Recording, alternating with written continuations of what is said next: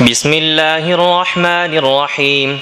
الحمد لله رب العالمين والعاقبة للمتقين والصلاة والسلام على سيد الأنبياء والمرسلين محمد وعلى آله وأصحابه أجمعين، وبالسند المتصل منا إلى أمير المؤمنين في الحديث أبي عبد الله محمد بن إسماعيل البخاري رحمه الله تعالى رحمة واسعة أنه قال: باب قول الله: ونضع الموازين القسط ليوم القيامة وأن أعمال بني آدم وقولهم يوزن. وقال مجاهد: القسطاس العدل بالرومية، ويقال القسط مصدر المقسط وهو العادل، وأما القاسط فهو الجائر. وبه قال حدثنا أحمد بن إشكاب قال حدثنا محمد بن فضيل عن عمارة بن القعقاع عن أبي زرعة عن أبي هريرة رضي الله تعالى عنه وعنهم أنه قال: قال النبي صلى الله عليه وسلم: كلمتان حبيبتان إلى الرحمن خفيفتان على اللسان ثقيلتان في الميزان، سبحان الله وبحمده سبحان الله العظيم. بسم الله الرحمن الرحيم. الحمد لله كفى وسلام على عباده الذين اصطفى، وصل وسلم وبارك على نبينا المصطفى وعلى آله وصحبه نجوم الهدى وقادة التقى. اما بعد، یہ کتاب بخاری شریف ہے. اصلاً اس کا نام بخاری شریف نہیں ہے. اس کتاب کا نام الجامع الصحیح المسند المختصر من امور رسول اللہ صلی اللہ علیہ وسلم و سننہ و ایامہ، یہ ہے اس کتاب کا نام. کتاب بھی بہت بابرکت ہے اور صاحب کتاب بھی بہت بابرکت شخصیت ہے. اولاً تو ہمارے یہ طلبہ جو اس وقت بخاری شریف ختم فرما رہے ہیں، ان کا اپنے اساتذہ سے ایک روحانی رابطہ ہے.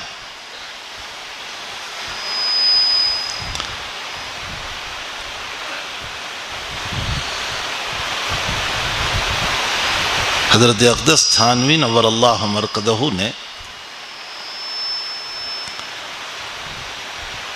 اپنے ملفوظ میں ایک جگہ ارشاد فرمایا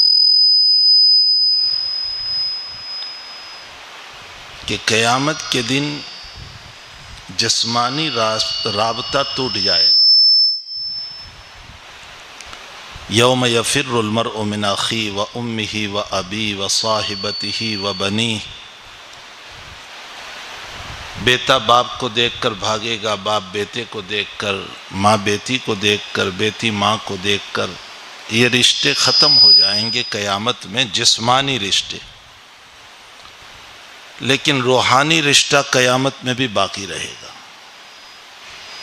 جو ان طلبہ کا اپنے اساتذہ سے یا کسی جگہ بھی طلبہ کا اپنے اساتذہ سے جو رشتہ ہوتا ہے وہ قیامت میں بھی باقی رہے گا. حق تعالی قرآن میں فرماتے ہیں: الاخلاء یومئذ بعضهم لبعض عدو الا المتقین.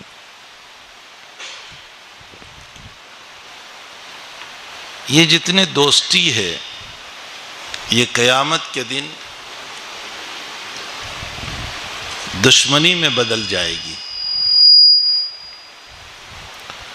لیکن متقین کا استثناء کیا اللہ تعالیٰ نے کہ جو متقین ہے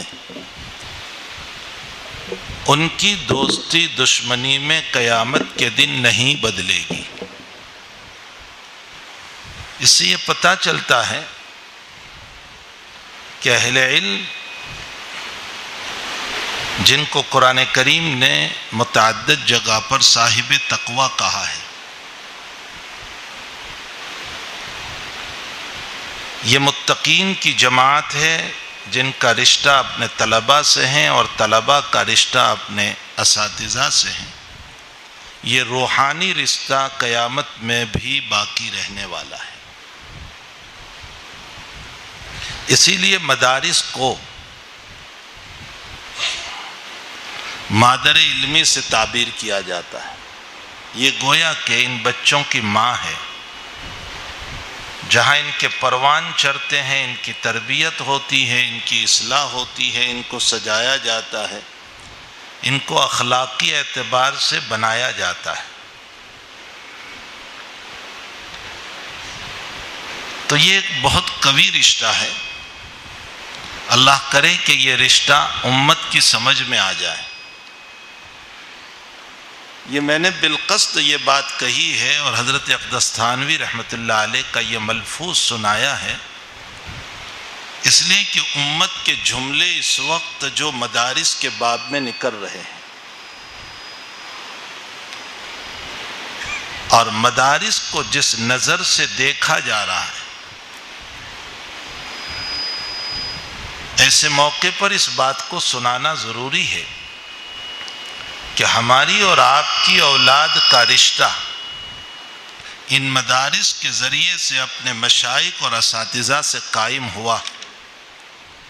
یہ رشتہ تقویٰ ہے جو قیامت میں باقی رہے گا، اور جو رشتہ قیامت میں باقی رہنے والا ہو، ان رشتوں کو سجانے والے ان اداروں کی ہمیں قدر کرنا چاہیے.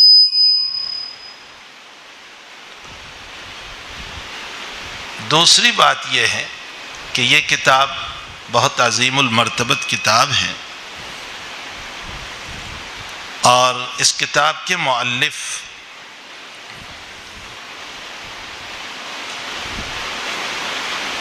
محمد ابن اسماعیل ابن ابراہیم الجوفی البخاری رضی اللہ تعالیٰ عنہ کا مقام دنیا حدیث میں حضرات اکابر نے جو بیان فرمایا ہے،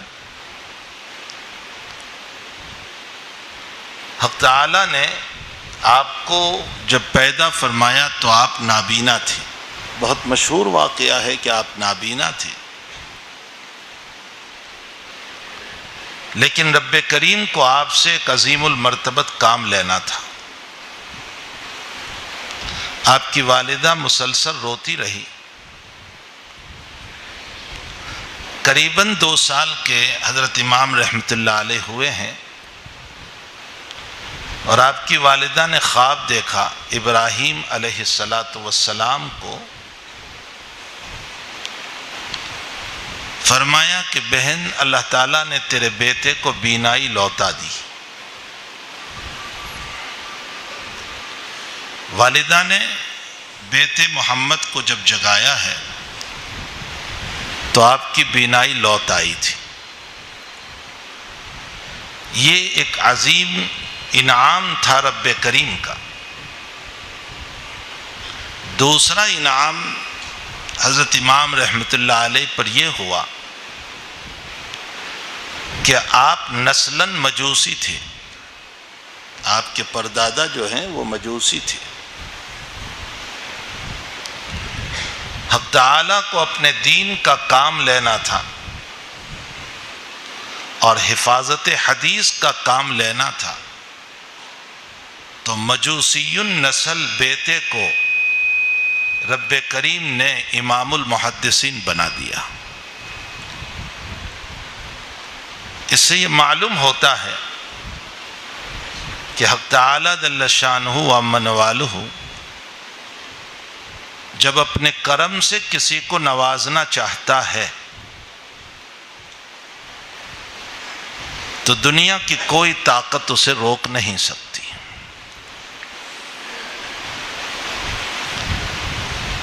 تیسری ایک بات طلب عزیز کے لیے یہ ہے کہ یہاں ایک اشکال ہوتا ہے.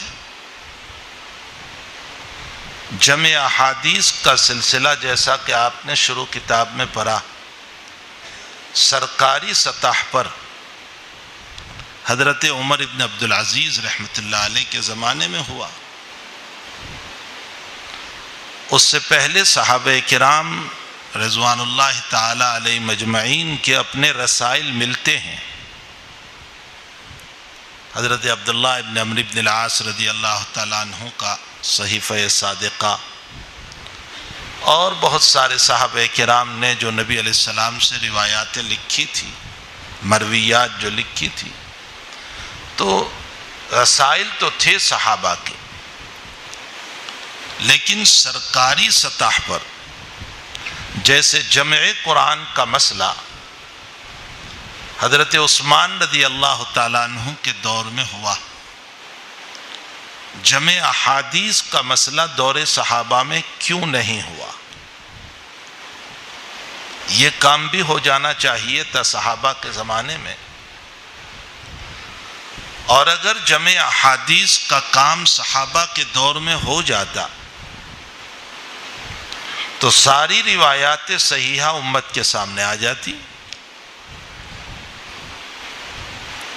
آخر تابعی کے دور میں، اس لیے کہ حضرت عمر ابن عبدالعزیز رحمۃ اللہ علیہ 99 ہجری میں خلیفہ بنے ہیں اور 101 میں آپ کا انتقال ہو گیا، کل 2 سال آپ کی مدت خلافت ہے۔ اس مدت خلافت میں آپ نے سب سے بڑا کام جو انجام دیا وہ جمع احادیث کا سرکاری سطح پر۔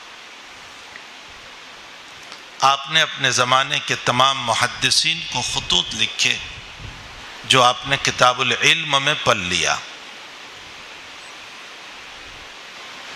اگرچہ کتاب العلم میں ابو بکر ابن حزم رحمۃ اللہ علیہ کا نام نامی اس میں گرامی ہے، لیکن حقیقت یہ ہے کہ آپ نے اپنے زمانے کے تمام ہی محدثین کو خطوط لکھے کہ احادیث مبارکہ کو جمع کیے جائیں، حتیٰ کہ اس خط میں آپ نے یہ بھی لکھا کہ صرف روایات رسول کو جمع کیا جائیں، آثار صحابہ بھی نہ لیے جائیں۔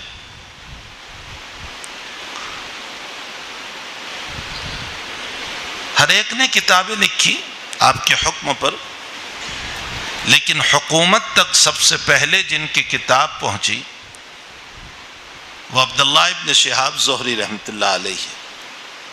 اول من دون الحدیث ابن شہاب عامر لہ عمر۔ تو سارے ہی محدثین نے آپ کے حکم پر کتابیں لکھی تھی، لیکن حکومت میں سب سے پہلے جن کی کتاب پہنچی ہے وہ ابن شہاب زہری رحمۃ اللہ علیہ ہے، اس لیے آپ کو اول مدون قرار دیا گیا۔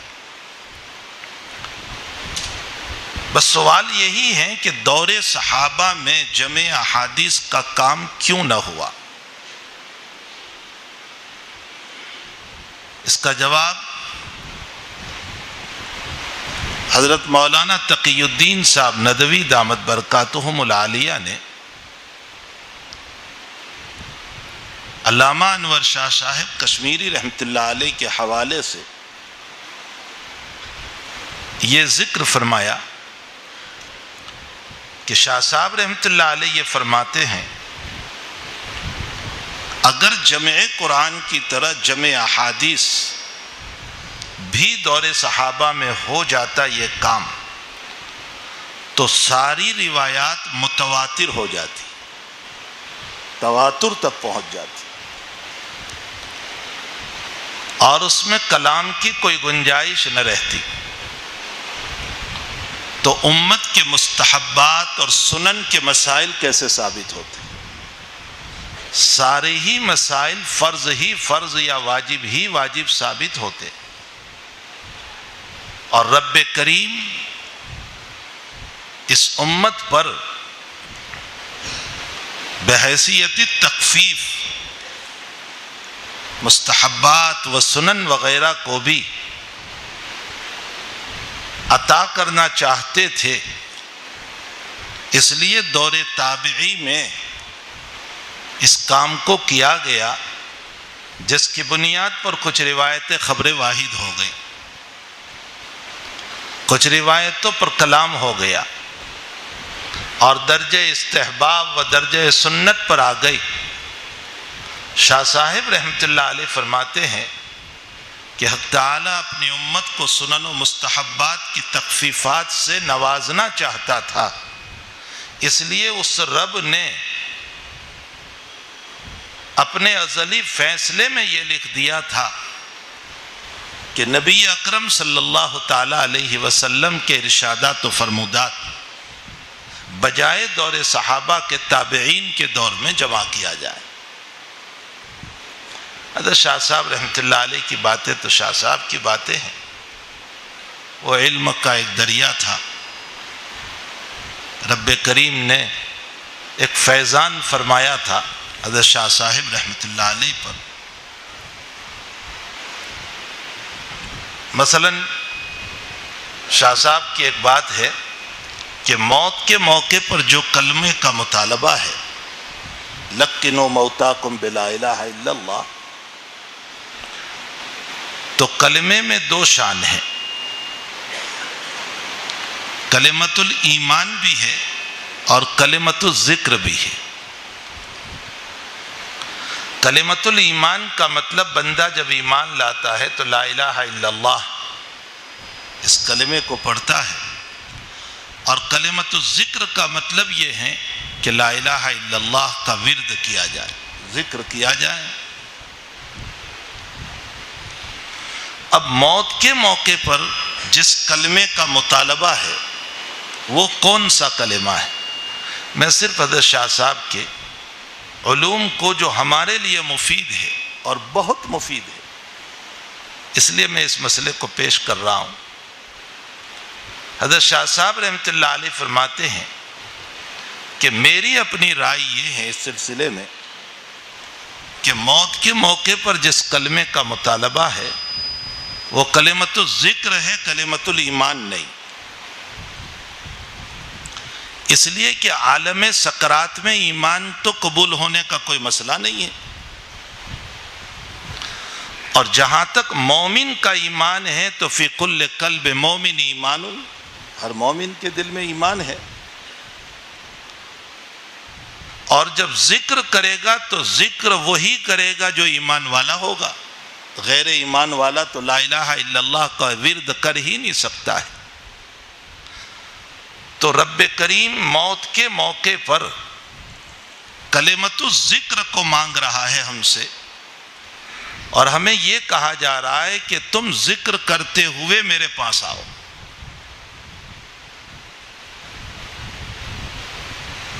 شاہ صاحب فرماتے ہیں کہ اگر کسی علالت، بیماری یا کسی وجہ سے کوئی انسان بشرطے کہ اس نے انکار نہ کر دیا ہو کلمے کا، بیماری کی وجہ سے اگر وہ کلمہ نہیں پڑھ سکا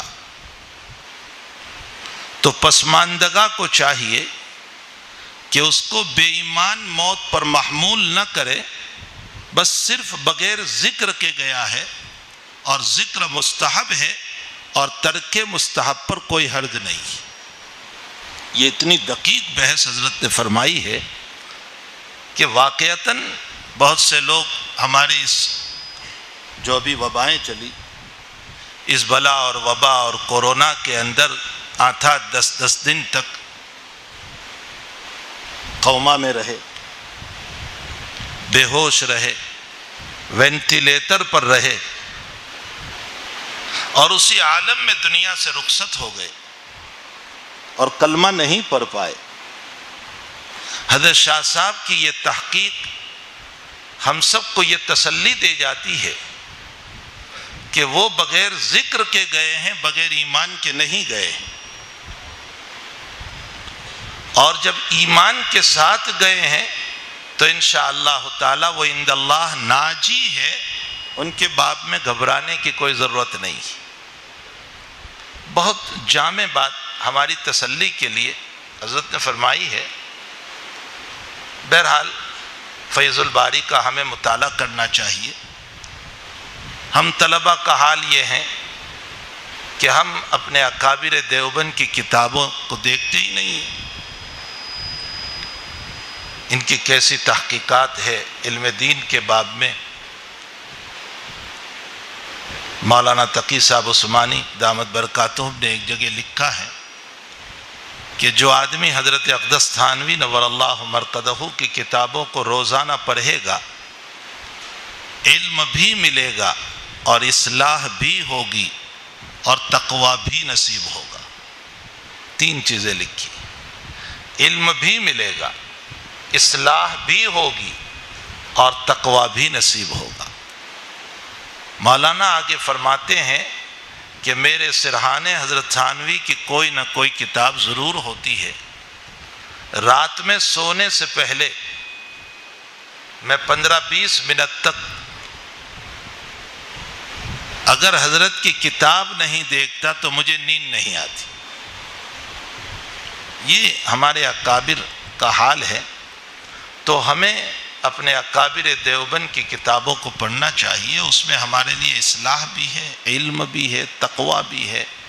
ہمیں پرہیزگاری بھی نصیب ہوگی، خشیت بھی نصیب ہوگی. مثلا بات سے بات یاد آئی، حضرت تھانوی نور اللہ مرقدہ فرماتے ہیں کہ آپ غور فرمائیں، قرآن میں 3 نفس کو اللہ نے ذکر فرمایا: نفس امارہ، نفس لوامہ، نفس مطمئنہ. لیکن ان تینوں میں خطاب جو ہے وہ اللہ تعالیٰ نے نفس مطمئنہ کو فرمایا، نفس امارہ اور لوامہ کو نہیں. یا ایتھا النفس الامارہ نہیں کہا، یا ایتھا النفس اللوامہ نہیں کہا، لیکن یا ایتھا النفس المطمئنہ کہا. امارہ اور لوامہ جو ہے وہ گناہوں کے انبار ہوتے ہیں، گناہوں میں ڈوبے ہوئے ہوتے ہیں. مطمئنہ اطمینان سے ہیں. اور طمانینت کا معنی جھکنا. معلوم یہ ہوتا ہے کہ جس میں جھکاؤ ہو گیا رب کریم کے سامنے، اپنے آپ کو مٹا دیا حق تعالی کے سامنے. تو حضرت اقدس فرماتے ہیں کہ اللہ نے نفس مطمئنہ کو خطاب کیا، نفس امارہ اور لوامہ کو نہیں. اس کی وجہ یہ ہے کہ اللہ تعالیٰ یہ ارشاد فرمانا چاہتے ہیں کہ امارہ اور لوامہ میں روح اتنی گندی کر دی ہے تم لوگوں نے کہ رب کریم اپنے خطاب کے لائق نہیں سمجھتا. البتہ انسان جب اپنے نفس کو پاک کرتا ہے، تربیت کرتا ہے، خشیت خداوندی بھرتا ہے، تقوی اور جھکاؤ بھرتا ہے، تو پھر اللہ کہتا ہے کہ اب تو میرے خطاب کے لائق بنا. انفاس عیسیٰ میں حضرت اقدس تھانوی رحمۃ اللہ علیہ نے اپنے ایک مرید کو لکھا، فرمایا امارہ اور لوامہ پاکیزہ روح کو گندی کرنے والے لوگ، اللہ نے تو ہمیں پاکیزہ روح دی تھی، پاکیزہ روح کو گندی کرنے والے لوگ اللہ ان کو نگاہ شفقت سے نہیں دیکھتا. پھر حضرت نے ایک اشکال قائم کیا کہ اگر کوئی یہ کہیں کہ نفس امارہ اور لوامہ کو وہ خطاب نہیں کرتا، گنہگاروں کو وہ خطاب نہیں کرتا، تو قل یا عبادی الذین اسرفوا علی انفسہم میں یا عبادی الذین اسرفوا فرمایا. ظاہر سی بات ہے کہ جنہوں نے گناہوں کا ڈھیر لگا دیا ہے انہی کو تو خطاب ہو رہا ہے. حضرت اقدس تھانوی رحمۃ اللہ علیہ فرماتے ہیں تم نے یا عبادی الذین سے پہلے قل نہیں دیکھا، اشارہ کیا کہ میں خطاب نہیں کروں گا، محبوب تو ان کو خطاب کر دے. میں تو تب ہی خطاب کروں گا جبکہ یہ پاکیزہ ہو جائیں گے، طہارت ان میں آ جائے گی، تو میں ان کو خطاب کروں گا یا ایتھا النفس المطمئنہ ارجعی الی ربک راضیۃ مرضیہ. اور پھر رب کریم نے ارجعی میں لفظ بھی عجیب استعمال کیا، رجوع کا. اور لفظ رجوع دلیل ہے اس بات کے اوپر کہ اپنے اصلی وطن کی طرف جانا. یہ حضرت ہی کا ملفوظ ہے کہ بندہ جب اپنے اصلی گھر کو جاتا ہے تو وہاں رجوع کا لفظ بولا جاتا ہے. لفظ رجوع کو لا کر اللہ نے فرمایا دنیا عارضی مسکن ہے اور عارضی رہنا ہے، ارجعی الی ربک راضیۃ مرضیہ. اصل تیرا وطن تو آخرت اور جنت ہے، اور جب اصل وطن وہی ہے تو یہ عارضی دنیا کے اندر مجھے اور آپ کو اسی طرح رہنا چاہیے جس طرح نبی اکرم صلی اللہ تعالی علیہ وسلم نے ہمیں رہنے کا حکم دیا ہے۔ بہرحال ہمارے اکابر دیوبند کے علوم بقول شاہ عطا اللہ صاحب بخاری رحمۃ اللہ علیہ، صحابہ کی جماعت کا ایک قافلہ تھا جو بچھڑ گیا، بلکہ اللہ کو منظور تھا کہ ایسی ہی ایک جماعت جس کو اللہ نے بالکل اخیر میں لایا، اور وہ ہیں علماء دیوبند اور اکابر دیوبند جن کو اللہ تعالیٰ نے یہ علوم عطا فرمائے ہیں۔ بہرحال مختصر یہ کہ ہمیں اپنے بزرگوں کی کتابوں کو پڑھنا چاہیے، اس سے علم بھی ملتا ہے، اصلاح بھی ہوتی ہے، تقویٰ بھی ملتا ہے، ورع اور پرہیزگاری بھی ملتی ہے۔ حضرت امام رضی اللہ تعالیٰ عنہ کی مبارک زندگی جو آپ نے شروع میں پڑھ لی، اس کتاب کے سلسلے میں بھی بہت کچھ آپ نے پڑھا۔ یہ کتاب جو آج ختم ہو رہی ہے، علامہ جمال الدین رحمۃ اللہ علیہ نے علامہ اصیل الدین رحمۃ اللہ علیہ سے نقل فرمایا کہ میں نے 120 مرتبہ اپنے مقاصد کے لیے اس کتاب کو پڑھا اور میرے 120 مقاصد حل ہوئے۔ حضرات اکابر کا تجربہ ہے کہ قحط کے زمانے میں پڑھی جائے اللہ قحط دور کرتا ہے، وبا کے زمانے میں پڑھی جائے طاعون کو دور کرتا ہے، حالات اور پریشانیوں میں پڑھی جائے حق تعالیٰ جل شانہ ان حالات اور پریشانیوں کو دور کرتا ہے۔ اچھا 2-3 مرتبہ 4 مرتبہ کا اگر مسئلہ ہوتا تو چلو کوئی یوں کہہ دیتا کہ یہ اتفاقی بات ہے کہ بخاری پوری ہوئی اور کام بن گیا۔ وہ کہہ رہے ہیں 120 مرتبہ، معلوم ہوتا ہے اتفاقی کوئی بات نہیں تھی، بلکہ واقعتاً اس کتاب میں وہ برکتیں اللہ نے رکھی ہے کہ جس کی وجہ سے اس کو پڑھنے پر، اس کے اختتام پر رب کریم ہمارے مسائل کو حل فرماتے ہیں۔ اس وقت ایک بخاری شریف ختم نہیں ہو رہی ہے، بلکہ یہاں متعدد بخاری، کتنے طلبہ ہیں؟ 19 بخاری اس وقت ختم ہو رہی ہے، ایک نہیں ہے۔ ہر طالب علم نے مکمل بخاری انما الاعمال بالنیات سے لے کر کلمتان حبیبتان الی الرحمن تک پڑھی ہے۔ جہاں ایک مرتبہ پڑھنے پر اللہ مسائل کو حل کرتا ہے، وہاں 19 بخاری کے ختم ہونے پر حق تعالی ہمارے مسائل کو کیسے حل نہیں کرے گا؟ تو یہ عظیم المرتبت کتاب ہے، اس کے فضائل مناقب تو بے شمار ہے۔ بس ایک موٹی سی بات جو میں نے ذکر کر دی کہ اس کے اختتام پر حق تعالی جل شانہ وعم نوالہ دعاؤں کو قبول کرتا ہے۔ ہمارے حضرت شیخ یونس صاحب قدس سرہ نے ہمیں ایک واقعہ سنایا تھا کہ اسلامی ممالک میں بڑا خلفشار تھا اور حکومتی سطح پر بہت سارے حالات چل رہے تھے۔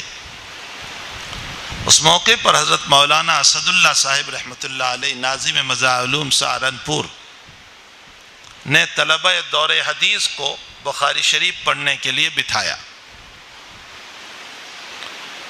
حضرت شیخ رحمۃ اللہ علیہ مولانا محمد زکریا صاحب کاندلوی ثم المہاجر المدنی بھی تھے۔ طلبہ نے بخاری شریف کو پڑھا، مکمل کیا۔ حضرت مولانا اسد اللہ صاحب تشریف لائے اور غالباً شیخ نے کہا کہ 3 منٹ دعا کی تھی، اور دعا کے بعد فرمایا کہ بس اللہ نے فتح نصیب فرما دی۔ یہاں بیٹھے ہوئے ہیں سہارنپور میں اور فرما رہے اللہ نے فتح نصیب فرما دی۔ تیسرے دن اخبار میں سرخیوں کے ساتھ آیا کہ رب کریم نے جنگ کو ختم کر کے فتح نصیب فرما دی۔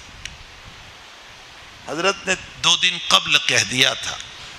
حضرت شیخ مولانا زکریا صاحب رحمۃ اللہ علیہ نے فرمایا تب میری سمجھ میں یہ آیا کہ مولانا اسد اللہ صاحب مقام کتب پر پہنچے ہوئے. بہرحال بخاری شریف کا ورد ہمارے اکابر کے وہاں بھی رہا ہے، حالات میں، پریشانیوں میں، مصائب میں. ان مدارس کا احسان مانے ہم کہ ان بلا اور وبا کے زمانے میں بھی ان طلباء نے بخاری شریف کو پڑھ کر امت کے لیے دعائیں کی. کوئی یہ کہیں کہ کیا اثر ہوا، حقیقت یہ ہے کہ کیا اثر ہوا. اگر یہ بخاری شریف کا ورد نہ ہوتا تو دنیا میں کیا ہو جاتا وہ اللہ ہی بہتر جانتا ہے. یہی بابرکت مجالس تھی جس کے نتیجے میں چاہے وہ آن لائن دروس ہوتے رہیں لیکن بہرحال بخاری شریف کا ورد کیا گیا اور امت کے لیے دعائیں کی گئی، جس کے نتیجے میں رب کریم نے اس بلا اور وبا کے زمانے میں بے شمار لوگوں کو بچا بھی لیا.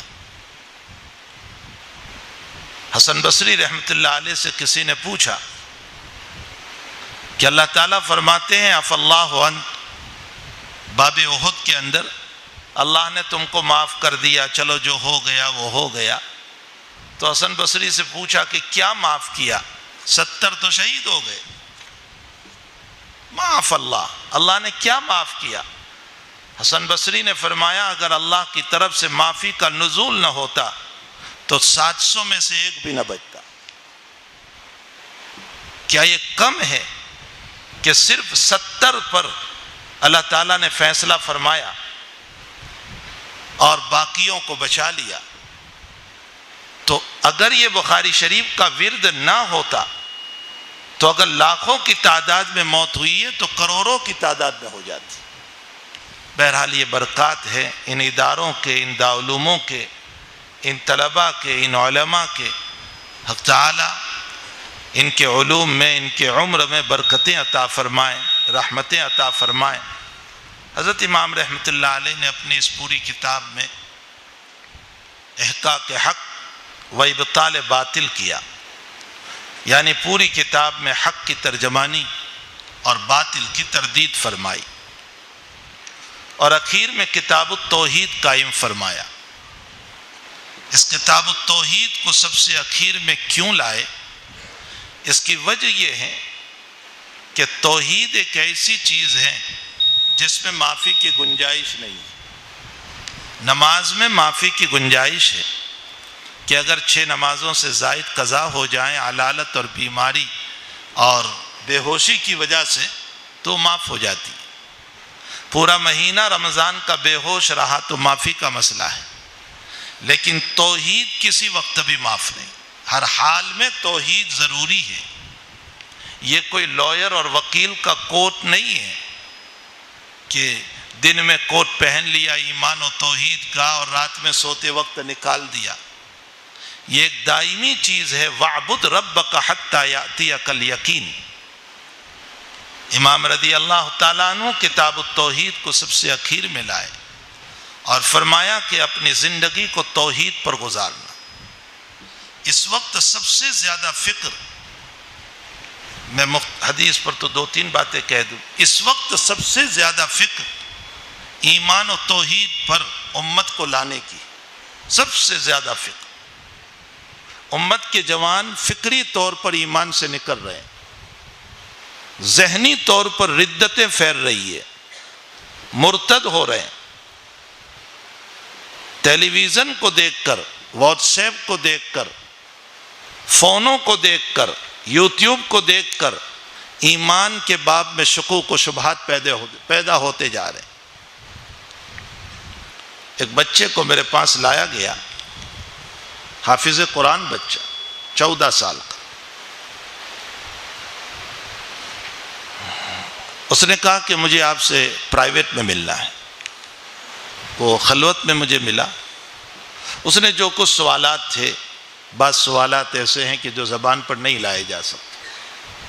اس میں ایک سوال یہ تھا کہ اس کی کیا دلیل ہے کہ محمد کو اللہ ہی نے نبی بنایا ہے، حافظ قرآن بچہ ہے۔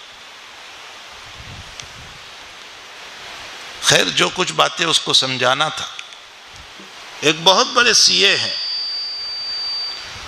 وہ کہنے لگے کہ اللہ تو اتنا بڑا رحمت والا ہے، اس کو ہماری عبادت کی ضرورت کیا ہے؟ معلوم یہ ہوتا ہے کہ یہ عبادت یہ علماء کا گھرا ہوا نقشہ ہے، باقی نبی نے کچھ نہیں دیا ہے، اللہ رسول کی طرف سے نہیں ہے، یہ علماء کا من گھرت گھرا ہوا ایک نقشہ ہے۔ یہ تو دو مثالیں ہیں، ورنہ آپ چلو گے پھرو گے تو ہمارے بہت سارے نوجوان اس زمانے میں ذہنی طور پر ارتداد میں جا رہے ہیں۔ ان کی فکر کون کرے گا؟ ان کو ایمان سے کون بچائے گا؟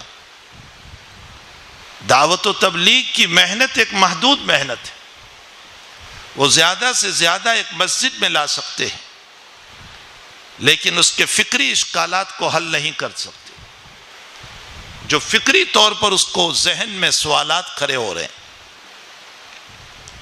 BBC نے ایک مرتبہ نبی اکرم صلی اللہ تعالی علیہ وسلم کی ڈاکیومنٹری بنائی، آپ کی زندگی بنائی، وہ سیدیاں ملتی ہے بازار میں، آپ کی زندگی بنائی۔ بظاہر تو مسلمان خوش ہو گئے کہ یہاں سے حضور کی سیرت مل رہی ہے، لیکن جگہ جگہ وہ شکوک ڈالتے گئے۔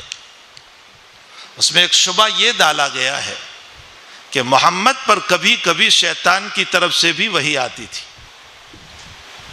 اور دلیل لے آیا والنجم اذا ہوا والا واقعہ،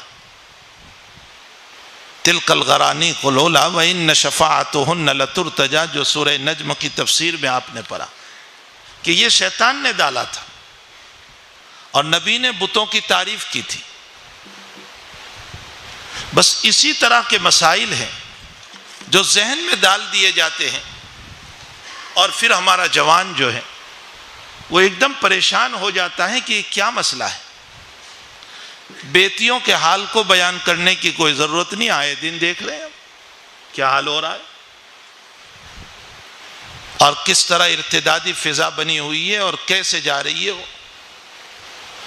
ان کے ایمان اور توحید کی فکر کرنا ہم سب کے ذمہ ضروری ہے۔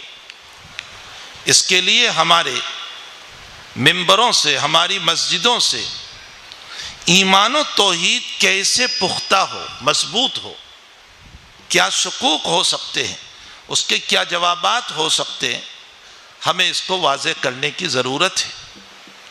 حضرت الامام رضی اللہ تعالیٰ عنہ بھی کتاب التوحید کو اخیر میں لا کر اسی کی طرف اشارہ فرما رہے ہیں کہ اپنی پوری زندگی توحید پر رہنی چاہیے، توحید سے ہٹنے نہ پائیں۔ پھر توحید میں ایک توحید تو جہمیہ وغیرہ کی ہے جو ذات خداوندی کو مانتے ہیں، صفات خداوندی کو نہیں مانتے، اور ایک اہل سنت والجماعت کی توحید ہے، ہماری ہے، کہ ہم ذات بھی مانتے ہیں، صفات بھی مانتے ہیں۔ امام بخاری رضی اللہ تعالیٰ عنہ نے مختلف ابواب میں صفات خداوندی کو ثابت فرمایا، اور پہلا باب جو قائم فرمایا صفات کے اعتبار سے، قل ادعوا اللہ او ادعوا الرحمن ایما تدعو فلہ الاسماء الحسنی، اللہ کہو یا رحمان کہو، سارے اسی کے نام ہیں، جس نام سے پکارو گے رب کریم ہی کو پکارا جائے گا۔ اور خود روایتوں میں ہے کہ آپ صلی اللہ علیہ وسلم نے فرمایا حق تعالیٰ کے 99 نام ہے، جو اس کا ورد کرے گا دخل الجنہ، وہ جنت میں داخل ہوگا۔ یہ 99 نام کیسے ہیں؟ ذاتی نام تو ایک ہی ہے، لفظ اللہ، باقی جتنے نام ہیں وہ سب صفاتی نام ہیں۔ تو ظاہر سی بات ہے کہ صفاتی نام یہ بھی ہمارا عقیدہ ہے کہ اللہ کے نام ہیں۔ حق تعالیٰ جل شانہ عما نوالہ نے اپنے ناموں کو قرآن کریم میں جگہ جگہ مختلف الفاظ میں واضح فرمایا ہے۔ امام رضی اللہ تعالیٰ عنہ نے اس کو مختلف ابواب میں ثابت فرمایا۔ اخیر میں ایک مسئلہ لے آئے جس میں امام بخاری رضی اللہ تعالیٰ عنہ کا ابتلا و آزمائش ہوئی، اور وہ جو نیشاپور تشریف لے گئے تو خلق قرآن کا مسئلہ آپ سے پوچھا گیا، اور جس میں آپ کے لیے نیشاپور میں مسئلہ بہت مشکل کر دیا گیا، پھر آپ کو نیشاپور چھوڑنا پڑا، آپ بخارا تشریف لائے تو بخارا میں بھی آپ پر بڑے حالات رہے، حتیٰ کہ تنگ آ چکے حضرت، اور 29 رمضان المبارک کو تہجد میں آپ نے دعا فرمائی، ضاقت علی الارض بما رحبت، اے اللہ زمین کی کشادگی اور وسعت کے باوجود میرے لیے تنگ ہو چکی ہے، اے اللہ آپ فقبضنی، مجھے اٹھا لے۔ اور اسی دن شام کو 29 رمضان المبارک کو عید کا چاند ہوا اور حضرت دنیا سے رخصت ہو گئے، اور عید کے دن عید کی نماز کے بعد آپ کی تدفین مقام خرطنگ پر ہوئی، بقول حضرت شیخ مولانا محمد زکریا صاحب رحمۃ اللہ علیہ عید کا چاند طلوع ہوا اور حدیث کا چاند غروب ہو گیا۔ تو جس مسئلے میں آپ کو ابتلا ہوا، امتحان ہوئے، حالات ہوئے، پھر اس مسئلے کو آپ نے چھیڑا متعدد ابواب میں، اور یہ ثابت کیا ہے کہ بندے کے افعال یہ بندے کے اپنے افعال ہے، حادث ہے، فنا ہونے والے ہیں۔ میں بول رہا ہوں، میں پڑھ رہا ہوں، یہ سب حادث ہے، یہ اصل قرآن نہیں ہے۔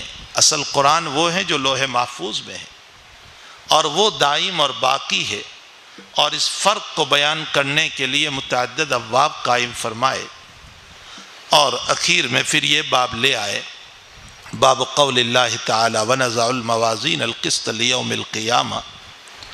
بعض تو کہتے ہیں کہ یہ از قبیل الہیات ہے، مطلب یہ ہے کہ جیسے شرع عقائد میں اللہ کی توحید، ذات و صفات، وزن اعمال، عذاب قبر وغیرہ کو بیان کیا جاتا ہے، اسی طرح امام بخاری نے بھی اس میں ذکر فرمایا۔ اور بعضوں نے یہ فرمایا کہ حضرت امام رضی اللہ تعالیٰ عنہ یہ باب اس لیے لائے ہیں کہ قیامت کے دن جو وزن ہونے والا ہے وہ انسان کے اعمال کا وزن ہونے والا ہے، اور ایمان جو اللہ کی ذات پر ہوا کرتا ہے اس کا وزن نہیں ہو سکتا۔ یہ مسئلہ مختلفیہ ہے کہ ایمان کا وزن ہوگا نہیں ہوگا۔ بہرحال اخیر میں یہ باب لائے وَنَزَعُ الْمَوَازِينَ الْقِسْطَ لِيَوْمِ الْقِيَامَةِ، اور کچھ الفاظ کی تشریح فرما رہے ہیں۔ چونکہ آیت میں موازین آیا ہے، موازین میزان کی جمع ہے، موزون کی جمع ہے، پھر یہ کہ وزن کیسے ہوگا، اس سلسلے میں حضرت امام رحمۃ اللہ علیہ کی رائے تو یہ ہے کہ اعمال کا وزن ہوگا۔ سوال یہ ہوتا ہے کہ اعمال کا وزن کیسے کریں گے، وہ تو از قبیل اعراض ہے، اور یہ ہوا کا وزن نہیں ہو سکتا ہے، کیسے وزن کریں گے؟ اس کا جواب یہ ہے کہ عبداللہ ابن عباس رضی اللہ تعالیٰ عنہما فرماتے ہیں کہ اعمال کو جسم دیا جائے گا، اور پھر اس جسم کا وزن ہوگا۔ الاعمال تتجسد، اعمال کو جسم دیا جائے گا۔ ہمارے حضرت شاہ صاحب رحمۃ اللہ علیہ نے اس پر بھی ایک بہت ہی حل اشکال میں بات فرمائی۔ مسلم شریف کی شرح، مسلم شریف کے اندر جہاں روایت آئی کہ جہنم کے اوپر جسر رکھا جائے گا، پر رکھا جائے گا، جو ادق من الشعر ہے، بال سے زیادہ باریک اور تلوار سے زیادہ تیز۔ اس پر اشکال ہوتا ہے کہ چلیں گے کیسے؟ جب موٹے رسے پر چل نہیں پاتے تو اس پر کیسے چلیں گے؟ حضرت شاہ صاحب رحمۃ اللہ علیہ نے اسی کا جواب دیا ہے کہ اللہ تعالیٰ اعمال کو جسم دینے والا ہے، تو یہ جسر اور پل جو ہے یہ حقیقت میں ایمان کا جسم ہوگا۔ جو دنیا میں ایمان ہے اس کا جسم ہوگا. اور دلیل یہ پیش کرتے حضرت شاہ صاحب رحمۃ اللہ علیہ کہ یہی وجہ ہے کہ کفار کا گزر نہیں ہوگا پل صراط سے، چونکہ ان کے پاس ایمان ہی نہیں ہے. اور یہ پل جو ہے وہ تو ایمان کا جسم ہے، تو ایمان والے گزریں گے، اور اہل کفر کے پاس ایمان نہیں، اس لیے ان کو سیدھے ڈال دیے جائیں گے. اور منافقین کا گزر اس لیے ہوگا کہ انہوں نے ایمان کو ظاہر کیا، اس لیے ان کا گزر ہوگا، لیکن وہ بیچ میں گر پڑیں گے. تو فرماتے ہیں کہ یہ ایمان کا جسم ہے، اور دنیا میں انسان ایمان پر جتنی مضبوطی سے چلا ہوگا اس کے لیے پل صراط پر اتنی مضبوطی سے چلنا آسان ہو جائے گا. اسی لیے حضرات انبیاء کرام علیہم الصلاۃ والتسلیم وہ ہوا کی طرح بجلی کی طرح گزر جائیں گے. کچھ لوگ ہوا کی طرح گزریں گے، کچھ لوگ دوڑتے ہوئے گزریں گے، اور ہم جیسے کچھ لوگ گرتے پڑتے بھی گزر جائیں تو اللہ کا احسان ہو جائے ہمارے اوپر. تو ایمان پر دنیا میں جس انداز سے ہمارا چلنا ہوگا اسی انداز سے پل صراط پر گزرنا ہوگا. شاہ صاحب فرماتے ہیں اعمال کی کوتاہی پر تو اللہ نظر انداز کر دے گا، لیکن ایمان کی کوتاہی پر نظر انداز نہیں ہو سکتا. بغیر ایمان کے مسئلہ ہی نہیں ہو سکتا ہے. تو امام رحمۃ اللہ علیہ کی رائے یہ ہے کہ اعمال تولے جائیں گے، اس کا جسم بنایا جائے گا. اور ویسے بھی آج کی سائنس نے تو ثابت کر دیا ہے کہ جب ہوا کا وزن ہو سکتا ہے، بخار کا وزن تھرمامیٹر کے ذریعے سے ہو سکتا ہے، تو پھر مخلوق ہو کر جب یہ وزن کرتے ہیں تو خالق اگر اعمال کا وزن کر لے تو کیا اشکال ہو سکتا ہے. دوسرا قول یہ ہے کہ صحائف اعمال تولے جائیں گے، اور حدیث بطاقہ کو پیش کیا جاتا ہے کہ اللہ قیامت کے دن ایک بندے کو بلائے گا، لہو 99 سجلات، 99 دفتر ہوں گے، اور تمام اعمال سے کالے ہوں گے، سب گناہی سے بھرے ہوں گے. اس کا فیصلہ ہو جائے گا جہنم کا، یقین کر لے گا وہ کہ اب جہنم ہے. اللہ تعالیٰ ایک پرچی نکالے گا اور کہے گا کہ اس کو رکھ لے. اس سے پہلے اللہ اس کو سوال کرے گا، حل ظلمک کتبتی المحافظون، کیا میرے فرشتوں نے ظلم تو نہیں کیا کہ غلط لکھا ہو؟ وہ کہے گا لا یا ربی، یہ ساری باتیں صحیح ہیں. اللہ ایک پرچی دے گا، اس میں لکھا ہوا ہوگا لا الہ الا اللہ. وہ پرچی کو رکھے گا اور رب کریم اور نیکیوں کا پلڑا جھک جائے گا اور اس کی مغفرت ہو جائے گی. اب یہ کہ یہ پرچی میں جو لا الہ الا اللہ ہے وہ کون سا ہے؟ بعض اکابر کی رائے یہ ہے کہ موت کے موقع پر جو پڑھا، اور بعض اکابر کی رائے یہ ہے کہ زندگی میں کبھی اخلاص سے جو پڑھا ہوگا. اس لیے عزیز بچوں، اپنی زندگی میں اخلاص پیدا کرنے کی کوشش کریں. اگر عشر عشیر بھی ہمارے لیے نصیب ہو گیا تو بسا غنیمت ہوگا. ہمیں چاہیے کہ ہم اپنے اعمال میں جگہ جگہ حضرت شیخ یونس صاحب قدس سرہ کا ملفوظ سناتا ہوں، اگر ہم نے دنیا والوں کے لیے کام کیا تو کیا معلوم وہ دیکھ بھی رہے ہیں یا نہیں، اور اگر دیکھ رہے ہیں تو کیا معلوم وہ خوش بھی ہوں گے یا نہیں، اور اگر وہ خوش ہوں گے تو کیا معلوم کچھ دیں گے بھی یا نہیں، اور اگر کچھ دے بھی دیا تو کتنا دیں گے؟ 1000 2000 5000 10,000 کتنے دیں گے؟ فرمایا رب کے لیے کرو گے تو وہ رات کے اندھیرے میں بھی دیکھتا ہے، اور جب اس کے لیے ہوگا تو وہ خوش بھی ہوگا، اور جب خوش ہوگا تو عطا بھی کرے گا، اور اتنا عطا کرے گا کہ تمہیں کسی کا محتاج نہیں ہونے دے گا. تو اپنی زندگی میں اخلاص پیدا کرنے کی ہمیں کوشش کرنا چاہیے تاکہ ہمارے اعمال جو ہیں اخلاص والے ہو.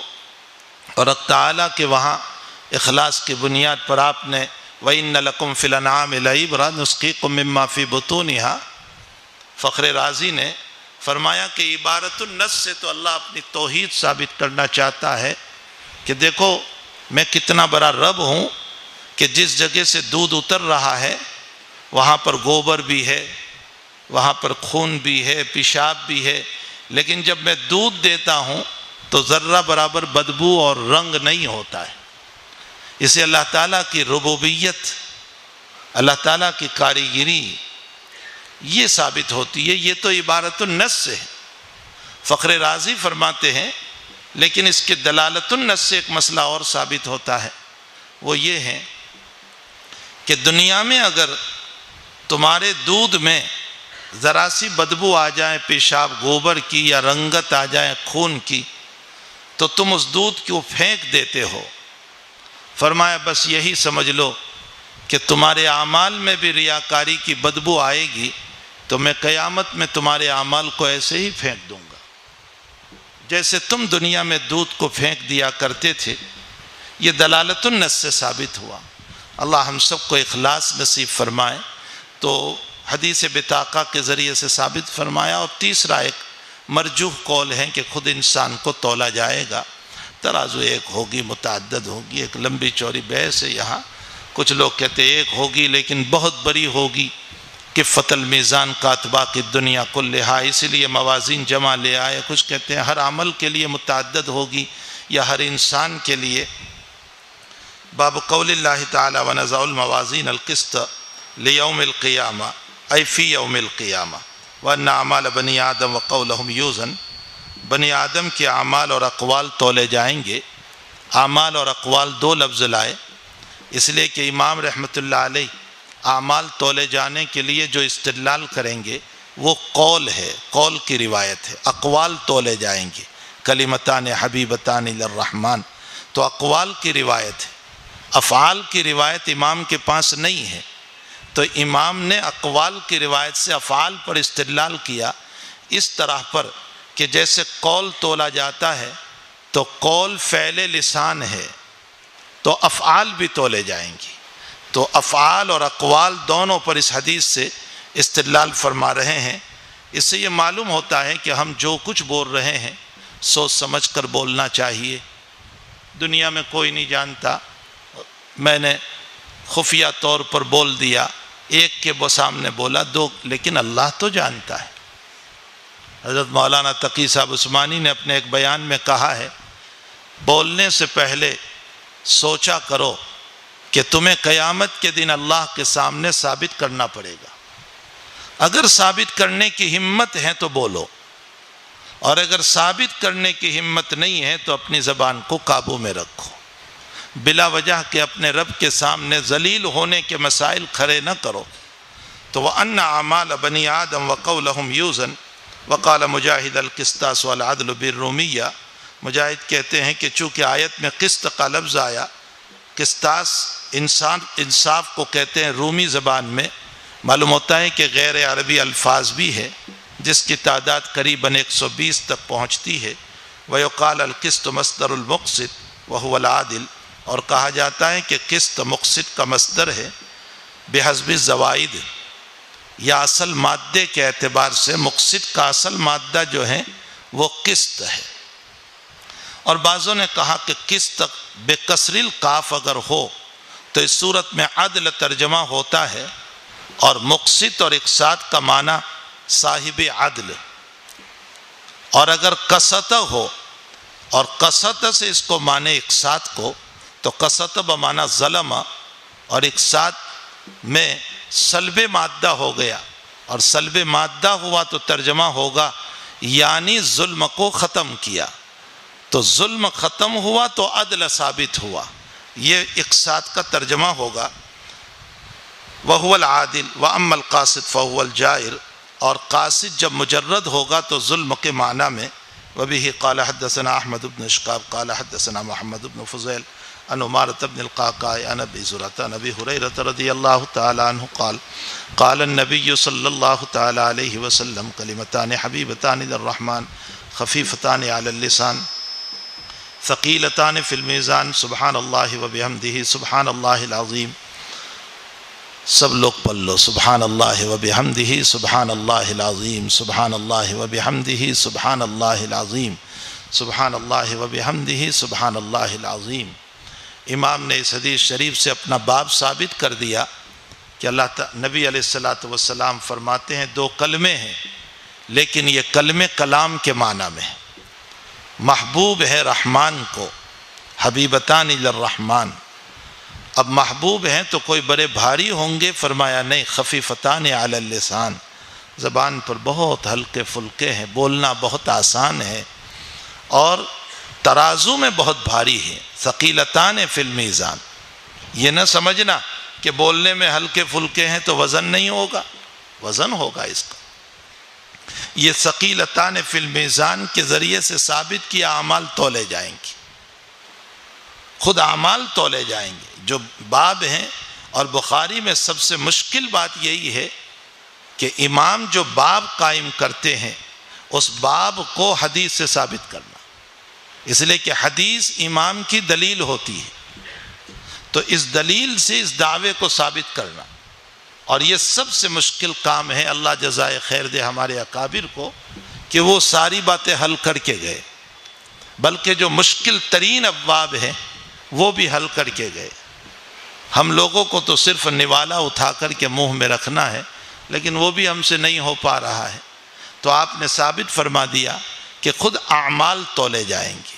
سبحان اللہ و بحمدہ سبحان اللہ العظیم، سبحان اللہ کے ذریعے سے اللہ تعالیٰ کے صفت جلال کو ثابت فرمایا، یعنی تمام عیوب سے پاک ہے، اور وبحمدہ سے صفت جمال کو ثابت فرمایا اور تمام خوبیوں کو ثابت کیا۔ اور کتاب التوحید صفات پر ہے، اور صفات 2 طرح کی، جلال اور جمال۔ امام ایسے الفاظ پر کتاب ختم فرما رہے ہیں جس میں کتاب التوحید کا پورا خلاصہ آ گیا، یعنی صفت جلال بھی ہے، صفت جمال بھی ہے، ان دونوں کو ثابت کر دیا۔ ماقبل ابتدا اور اختتام میں ربط کیا ہے؟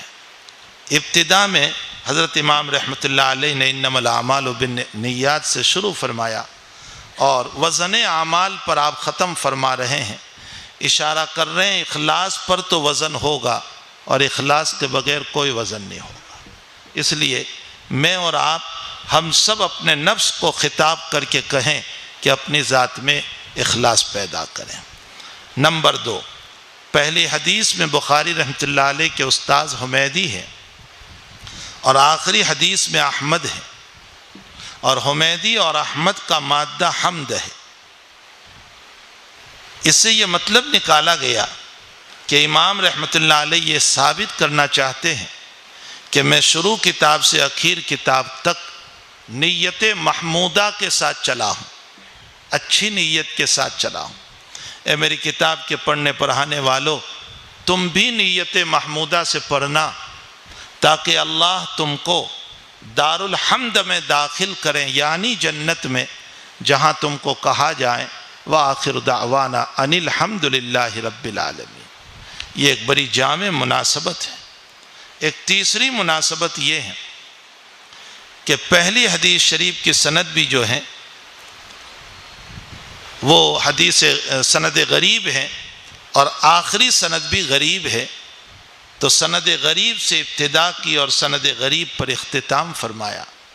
ایک چوتھی مناسبت یہ ہے کہ پہلے حدیث شریف کے راوی صحابی حضرت عمر رضی اللہ تعالیٰ عنہ ہے، اور آخری حدیث شریف کے راوی اور صحابی حضرت ابو ہریرہ، جن کی طرف ہمارا یہ ادارہ منسوب ہے، حضرت ابو ہریرہ رضی اللہ تعالیٰ عنہ علوم اور علم حدیث میں مقصرین صحابہ میں سر فہرست ہیں۔ سب سے زیادہ روایت ذخیرہ احادیث میں حضرت ابو ہریرہ رضی اللہ تعالیٰ عنہ کی ہے۔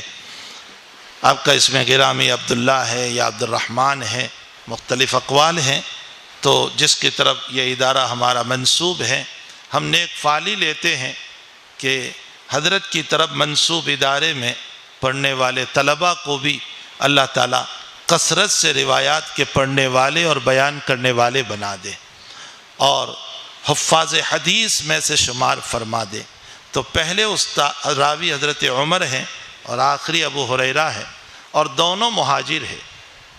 امام بخاری رحمۃ اللہ علیہ اشارہ کرنا چاہ رہے ہیں کہ ہجرت کرو گے تو علم ملے گا، ہجرت کے بغیر علم نہیں ملے گا۔ اپنے گھر بیٹھے بیٹھے بہترین قسم کا کھانا کھا کر علم نہیں مل سکتا ہے، اس کے لیے تو ہجرت کرنا پڑتا ہے، اساتذہ کی کڑوی کسیلی سننا پڑتا ہے، استاذ کی دانت دپت سننا پڑتا ہے، کھانے کے اندر بھی طبیعت کا نہیں ملتا، اس کے باوجود کھانا پڑتا ہے۔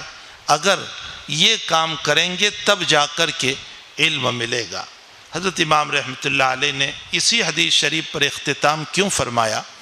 شراح حدیث نے اور اکابر نے فرمایا کہ اصلاً تو آپ اپنی کتاب کا اختتام ترمذی شریف کی وہ روایت کہ جب مجلس کا اختتام ہو، مجلس پوری ہو، تو نبی علیہ الصلاۃ والسلام فرماتے ہیں کہ سبحانک اللہم و بحمدک استغفرک و اتوب الیک پڑھ لیا کرو۔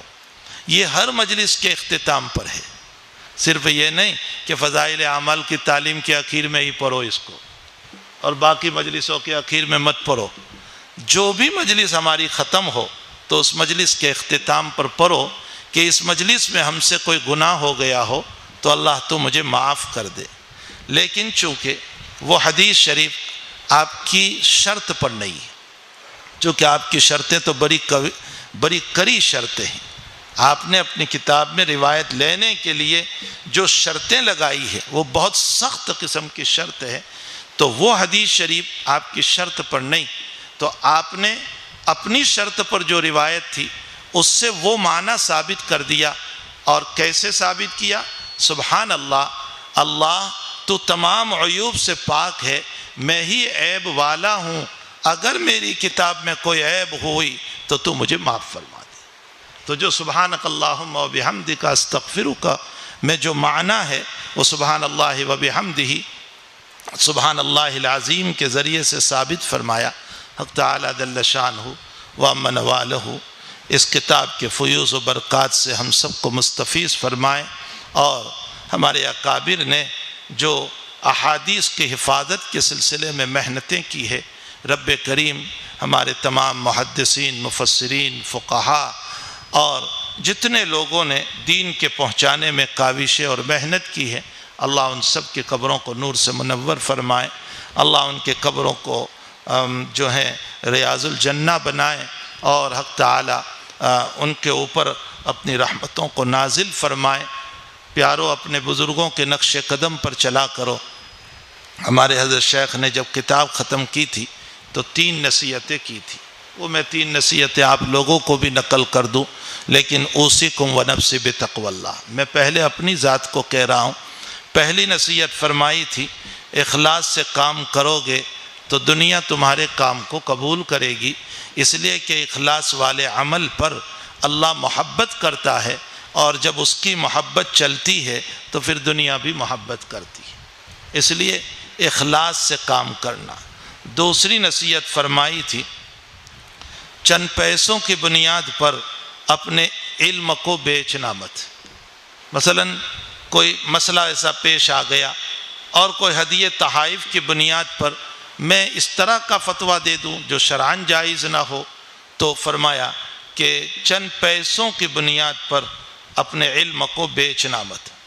اور تیسری نصیحت فرمائی تھی دنیا میں جہاں کہیں رہو گے حالات ضرور رہیں گے، ان حالات میں اپنے رب سے مدد مانگتے رہنا، ساری کائنات کو پالنے والا تمہاری بھی مدد کرے گا۔ اس وقت کے حالات میں ہمیں اپنے رب سے مدد مانگنا ہے، اور جو ملکی حالات چل رہے ہیں، لوگوں پر ایک قسم کی مایوسی چھائی ہوئی ہے، مایوس ہونے کی کوئی ضرورت نہیں ہے۔ ابھی ہمارا وہ بچہ جو تقریر کر رہا تھا، اس نے ہم سب کے دلوں کو ہلا دیا، اور اس نے ہم کو یہ تعلیم دی کہ اگر تم یتیم ہو تو محمد الرسول اللہ صلی اللہ علیہ وسلم کی یتیمی کو پڑھو، اور اگر تم باپ ہو اور تمہاری اولاد کا انتقال ہو گیا تو تم ذات اقدس کو پڑھو، اور اگر ہماری بیٹیوں کو طلاق ہوئی تو ذات اقدس کو پڑھو، ان کی بھی بیٹیوں کو طلاق ہوئی، اور اگر حالات و مصائب اور پریشانیاں آئے تو 13 سالہ مکی زندگی پوری کی پوری پلے اس میں حالات ہی حالات ہیں نبی اکرم صلی اللہ تعالیٰ علیہ وسلم کے۔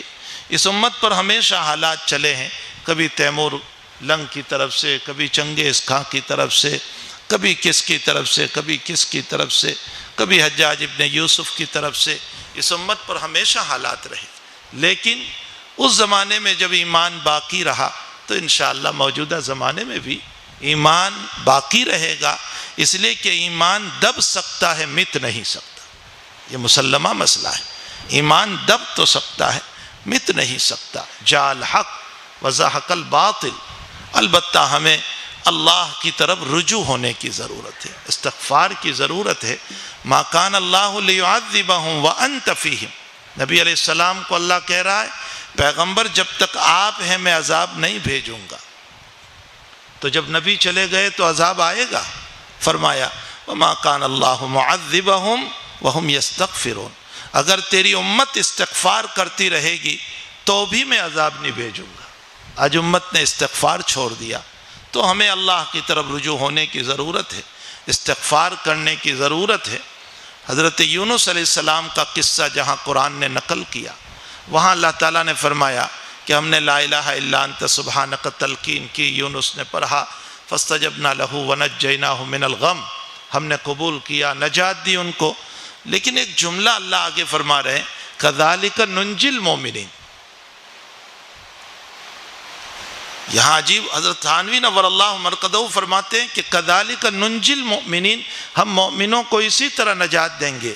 تو کیا سارے مومنین مچھلی کے پیٹ میں جانے والے ہیں؟ پھر کیا ربط ہے اس چھوٹے سے جملے کو کذالک ننجی المؤمنین کو واقعہ نوح علیہ السلام، واقعہ یونس علیہ السلام کے ساتھ کیا ربط ہے؟ حضرت تھانوی فرماتے ہیں کہ یونس علیہ السلام ظلمات میں تھے، سمندر کا اندھیرا، مچھلی کے پیٹ کا اندھیرا، اندھیروں پر اندھیرا ان پر تھا۔ فرمائے اسی طرح یہ محمد صلی اللہ علیہ وسلم کی امت اس وقت اندھیروں میں ہے، خواہشات کا اندھیرا، شیطان کا اندھیرا، معاصی کا اندھیرا، طاغوتی طاقتوں کا اندھیرا، ظلم و تشدد کا اندھیرا۔ اللہ یہ کہنا چاہتے ہیں کہ ہم نے یونس کو ظلمات میں نجات دی، لا الہ الا انت کے ورد سے۔ محمد صلی اللہ علیہ وسلم کی امت اگر اسی کلمے کو پڑھتی رہے گی تو ہم ان دنیا کے ظلمات اور تاریکیوں سے نجات دیں گے۔ کذالک ننجی المؤمنین۔ تو ہمیں کثرت سے یہ کلمہ پڑھنا چاہیے، لا الہ الا انت سبحانک انی کنت من الظالمین۔ خوب پڑھو، ہر فرد پڑھیں، روزانہ پڑھیں کثرت سے۔ اللہ تعالیٰ حالات کو ختم کریں گے انشاءاللہ تعالیٰ، اور حق تعالیٰ جو ہیں باعزت ہمیں عزت سے نوازیں گے۔ تو استغفار کا اہتمام ہو، لا الہ الا انت کا اہتمام ہو۔ اور حضرت انس ابن مالک رضی اللہ تعالیٰ عنہ خادم رسول صلی اللہ علیہ وسلم، ایک مرتبہ حجاج ابن یوسف نے بلایا اور پوچھا کہ تجھے معلوم ہے کہ میں نے تجھے کیوں بلایا ہے؟ کہا مجھے معلوم ہے کہ تو قتل کرنے کے لیے مجھے بلایا ہے۔ کہا اچھا پہلے تو آ میرے ساتھ۔ اپنے گھوڑے بتائے، کنز العمال میں روایت ہے، اور کہا میرے گھوڑے وہ ہیں جو تیرے نبی کے پاس بھی نہیں تھی۔ یہ کہہ رہا ہے کہ میرے پاس وہ گھوڑے ہیں جو تیرے نبی کے پاس بھی نہیں تھے۔ تو حضرت انس بن مالک رضی اللہ تعالیٰ عنہ نے وہ حدیث سنائی کہ گھوڑے 3 نیتوں سے پالے جاتے ہیں، اجرن، سترن، وزرن۔ یہ حدیث سنائی، اور حدیث سنا کر فرمایا تیرے گھوڑے تیسری قسم سے ہیں، یعنی وزر ہے، ریاکاری ہے، بوجھ ہے تیرے لیے۔ وہ غصے ہو گیا اور غصے ہو کر کہتا ہے جس ذلتی سے میں تجھے قتل کروں گا تو دیکھ لے گا۔ حضرت انس نے فرمایا تو مجھے ہاتھ نہیں لگا سکتا ہے، مجھے کچھ نہیں کر سکتا ہے، اس لیے کہ میرے نبی نے مجھ کو ایک دعا بتائی ہے، وہ دعا میں پڑھ کے آیا ہوں، اس لیے کچھ نہیں کر سکتا۔ اب وہ نرم ہو گیا، کہنے لگا مجھے بھی وہ دعا سکھا۔ حضرت انس سے حجاج کہنے لگا مجھے بھی وہ دعا سکھا دے۔ تو حضرت انس نے فرمایا تو لائق نہیں ہے، اس دعا کا تو لائق نہیں۔ پھر حضرت نے اپنے مرض الوفات میں وہ دعا اپنے بیٹے کو سکھائی۔ وہ دعائے انس بن مالک رضی اللہ تعالیٰ عنہ بہت مشہور ہے، اس کو چھپوایا جائیں، پڑھا جائیں، ہر فرد اس دعا کو بھی یاد کر لیں اور اس دعا کو پڑھیں انشاءاللہ تعالیٰ۔ کیسے ہی حالات ہوں گے، رب کریم انشاءاللہ تعالی ان حالات میں حفاظت فرمائیں گے، نجات عطا فرمائیں گے۔ اللہ جل شانہ ہم تمام کو دین متین کی مضبوطی نصیب فرمائے، استغفار کی توفیق عطا فرمائے، نمازوں کی پابندی کی توفیق عطا فرمائے، اللہ سے ہونے کا یقین عطا فرمائے اور غیر اللہ سے نہ ہونے کا یقین نصیب فرمائے۔ وصلی اللہ علی النبی الکریم برحمتک یا ارحم الراحمین۔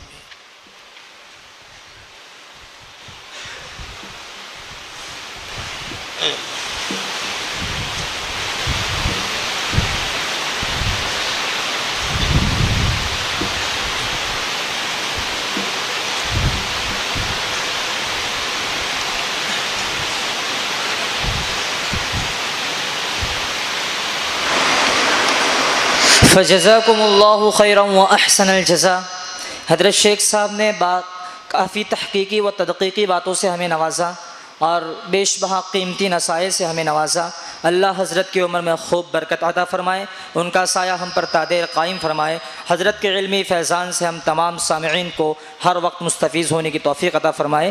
فجزاکم اللہ خیرا و احسن الجزا۔ سامعین ذی وقار، جامعہ حاضہ میں امسال ابتدائی 2 ماہ وبائی مرض کے سبب آن لائن تعلیم جاری رہی۔ پھر وقت مقررہ پر طلبہ حاضر ہو کر تحصیل علم میں مصروف رہے، تا آ کے وقت رخصت بھی آ گیا۔ امسال تکمیل حفظ کرنے والے طلبہ کی تعداد 14 ہے، عالمیت مکمل کرنے والوں کی تعداد 19 ہے، اور جن طلبہ کو تجوید و قراءت حفظ کی سند سے نوازا جائے گا ان کی تعداد 9 کی ہے۔ اب میں بالترتیب فضلائے 9 کا انشاءاللہ نام لوں گا کہ جن سے میں درخواست کرتا ہوں اس سے پہلے اسٹیج پر زینت افروز اساتین علم و فن سے اور جامعہ حاضہ کے اساتذہ حدیث سے درخواست کرتا ہوں کہ وہ اسٹیج پر تشریف لائے اور اپنے ان جگر گوشوں کو کہ جنہوں نے ان کو نصر ینصر سے لے کے سبحان اللہ و بحمدہ سبحان اللہ العظیم کی تعلیم سے نوازا، آئے اور اپنے ان طلباء کو دستار فضیلت سے نوازے۔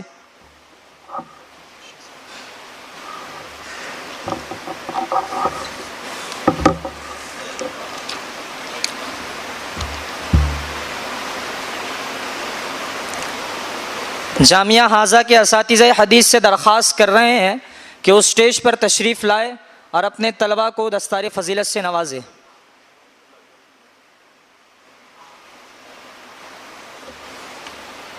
مفتی الطاف صاحب سے درخواست ہے کہ اس اسٹیج پر آئیں۔ مفتی خالد صاحب مظاہری سے درخواست ہے۔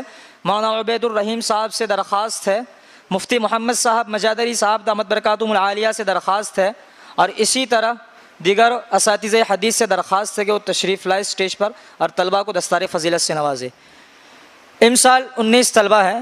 اول مولوی محمد معاذ بوپات کہ وہ آئے اور اپنی دستار فضیلت حاصل کریں۔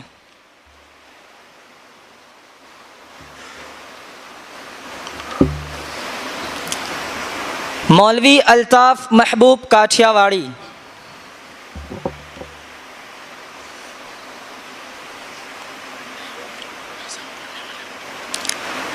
مولوی فضیل زبیر ڈڈھال،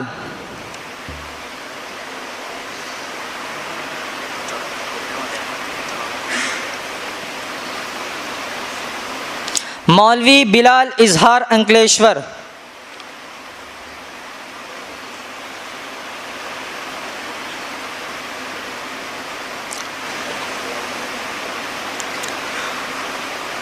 مولوی محسن صدیق مجادر،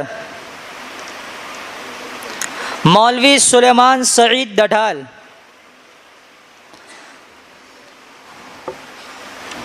مولوی ابو ذر جھارکھنڈ، مولوی ابو ذر غلام ربانی جھارکھنڈ، مولوی محمد یحییٰ انکلیشور، مولوی عبدالستار سلام الدین ارریا،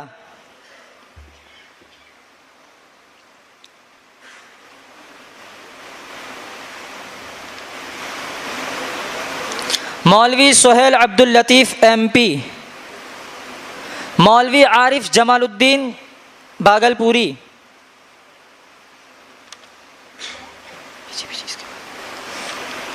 مولوی محسن رفیق مجادر،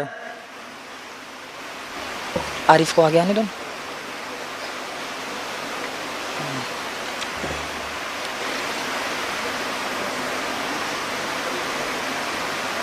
مولوی محمد رفیق مجادر، مولوی ذاکر صابر کوسمبا، مولوی مشرف اسلم پونا، مولوی اعجاز ابراہیم بانکا،